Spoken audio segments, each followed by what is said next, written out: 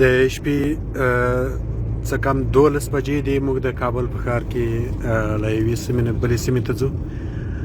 موټروان خبره کوي چې د تېر حکومت په وخت کې موږ دا مهال کار نشو کولی او اوس ډېر خوشحاله یو، امنیت دی، کومه خبره نشته. محترمه برادر محترم، شما در حکومت قبلی که بود همین وقتا کار میکرد یا نه؟ کیما؟ نه والا کلش دوز بود، کلش کی سوار بود، موتر میگرفتن میکشتن. حالا تا 2 بجه شب آزاد کار میکنه. وقتی که از یه منطقه به یه منطقه دیگه میری، مثلا از تو پرسان میکنه از کجا اومدی، از کجا میری؟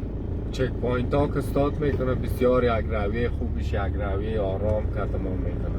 امی نمیدونم، من در اون موقع من در ایران بودم، میشنیدم که لندغر است در اینجا و مثلا مردم آزار و اذیت میکردن. اونا اون موقع اصلا بودن یا نبودن؟ حالا که نظام حکومت اسلامی آمده و کلش گم شده، یکیشان نیست، هیچ که از بطماش نیست، هیچ که از زورگو نیست که زور بگوه نمیتونم. امارت اسلامی که اومده، شما چی خوبی ازش دیدی در مومن در کلش؟ همه خوبی ها رو دیدیم. شهر آرام شده، دزد گم شده، دیگه آدم کشی گم شده، کل چیز گم شده. ما خوش هستیم از امارت اسلامی. سلامت باشه برادر، از معلومات شما.